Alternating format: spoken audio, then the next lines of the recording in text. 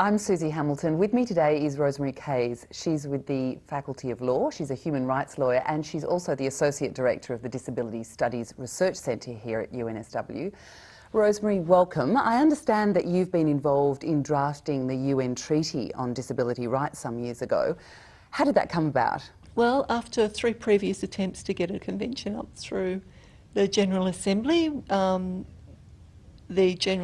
decided to go ahead with negotiations in 2002, and the disability community here in Australia, of which I do work with, felt that it was a priority to be engaged in this process. And so with the meagre funds that we had available, we sent a delegation to the first meeting in New York, and it sort of took off from there. And I suppose your experience as a human rights lawyer came into play with that. Yeah, it was a bit like having the right skills at the right time, and it was the right mix of skills. I have a law background with international law as my focus in my law background and discrimination law.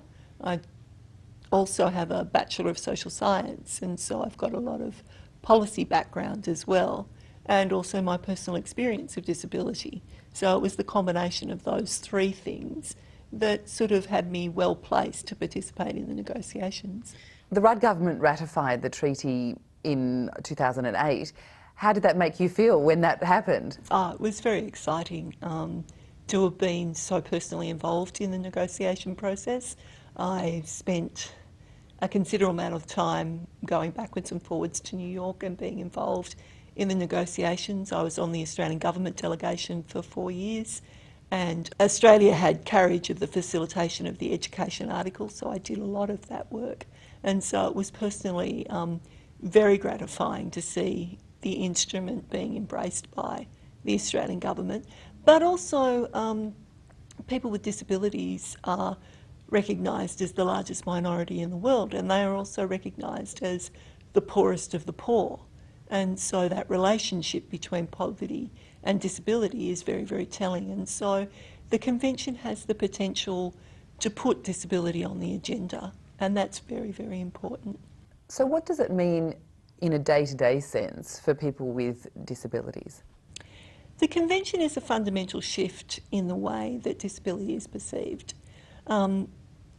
Most significantly is that it creates people with disability as subjects of rights rather than objects of welfare. And so it's how governments and policymakers interact with people with disability. It gives member states some prescriptions of how to include people with disability within the community. It's not about malicious intent that people with disability are excluded. I think it's a lack of people with disability being involved within the policy discourse. And so it's about establishing international norms about the rights of persons with disabilities and how they should be applied. I was going to ask you about how you became a human rights lawyer in the first place. Was it prompted by having a disability?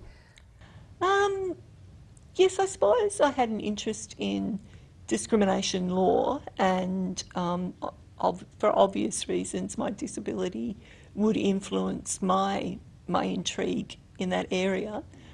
My studies here at UNSW, when I was an undergrad and later as a graduate, were focused around social change and inclusion of people with disability. And with my legal studies,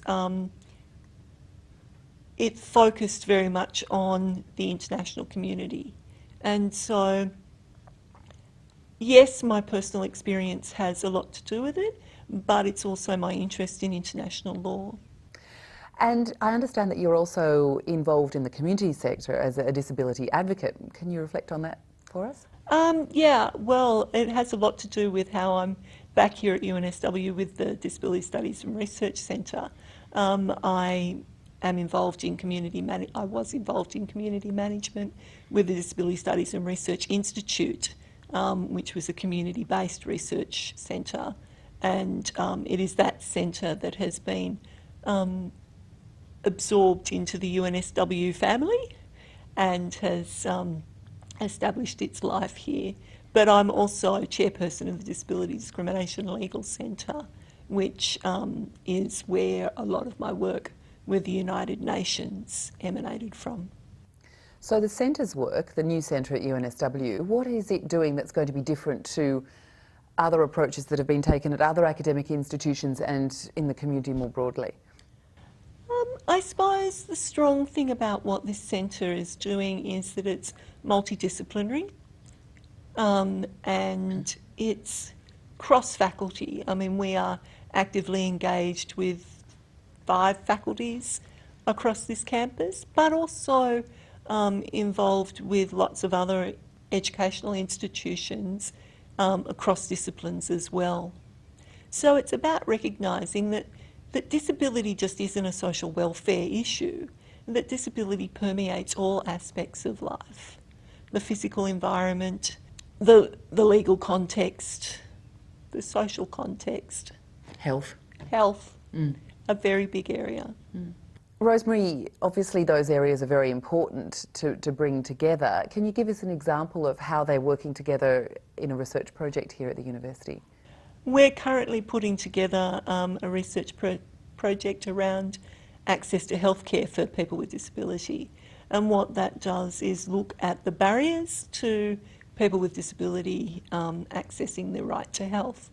And so we have colleagues on the research team from the Faculty of the Built Environment looking at the infrastructure around health assets, colleagues from the Faculty of Medicine looking at how clinical practitioners are trained and how disability is incorporated into their clinical education. It also involves the law school looking at the international law of the right to health and how that is applied, and the Faculty of Arts and Social Sciences in respect to our centre and its role in the project.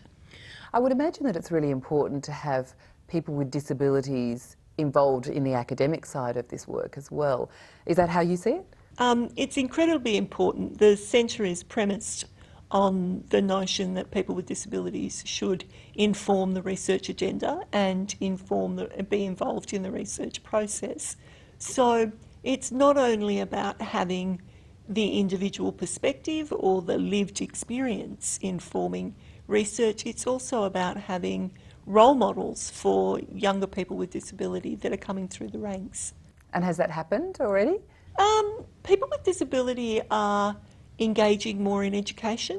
There are more children with disabilities engaging in education at a higher level, and so there are increasing numbers of people coming through to tertiary education with disability. As we improve access on campus, as we improve access to curriculum for people with a diverse range of learning backgrounds, there will be an increase in students with disability. I was at one of your events last year and there was a disability advocate there who was saying disability is not a brave struggle or courage in the face of adversity. Disability is an art. It is an ingenious way to live. I thought it was really interesting. What's your perspective on that? I don't know whether it's an ingenious way to live, but it's a perception of how people live.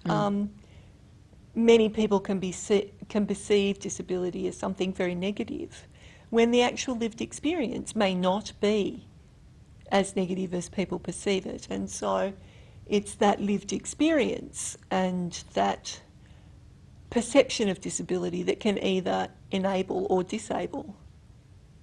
Rosemary, thank you very much for coming in today. Thank you.